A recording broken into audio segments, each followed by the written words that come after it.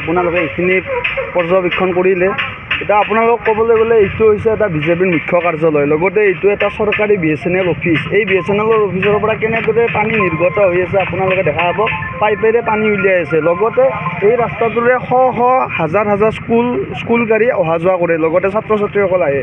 যোৱা কেইদিনমান আগতে মুকুৰিয়াৰ এজন বৃদ্ধ মানুহ ইয়াত এখন ট্ৰাকৰ আগত মানে এই তাতে এটা খাল হৈ গৈছে, সেই খালটোত মানে লুটি বাগৰ খাই পৰি গৈছে।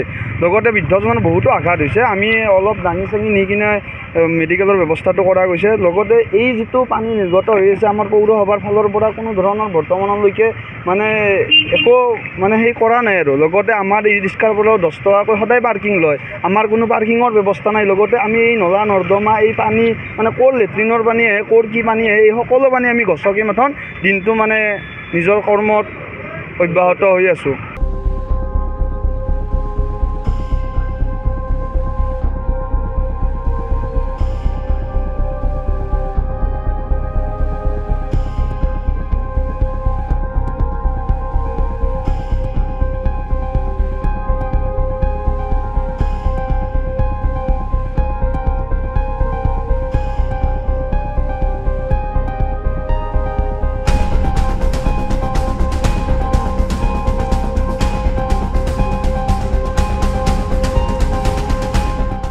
আপোনালোকে এইখিনি পৰ্যবেক্ষণ কৰিলে এতিয়া আপোনালোকক ক'বলৈ গ'লে এইটো হৈছে এটা বিজেপিৰ মুখ্য কাৰ্যালয়, লগতে এইটো এটা চৰকাৰী BSNL অফিচ। এই BSNL অফিচৰ পৰা কেনেদৰে পানী নিৰ্গত হৈ আছে আপোনালোকে দেখা পাব, পাইপেৰে পানী উলিয়াই আছে। লগতে এই ৰাস্তাটোৰে শ শ হাজাৰ হাজাৰ স্কুল গাড়ী অহা যোৱা কৰে, লগতে ছাত্ৰ ছাত্ৰীসকল আহে।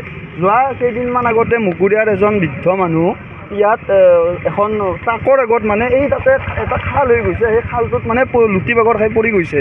লগতে বৃদ্ধজনৰ বহুতো আঘাত হৈছে। আমি অলপ দাঙি চাঙি নি কিনে মেডিকেলৰ ব্যৱস্থাটো কৰা গৈছে। লগতে এই যিটো পানী নিৰ্গত হৈ আছে আমাৰ পৌৰসভাৰ ফালৰ পৰা কোনো ধৰণৰ বৰ্তমানলৈকে মানে একো মানে সেই কৰা নাই আৰু। লগতে আমাৰ ই ৰিক্সাৰ পৰাও 10 টকাকৈ সদায় পাৰ্কিং লয়, আমাৰ কোনো পাৰ্কিঙৰ ব্যৱস্থা নাই। লগতে আমি এই নলা নৰ্দমা এই পানী মানে ক'ৰ লেট্ৰিনৰ পানী আহে, ক'ৰ কি পানী আহে, এই সকলো পানী আমি গছকি মাথন দিনটো মানে নিজৰ কৰ্মত অব্যাহত হৈ আছোঁ।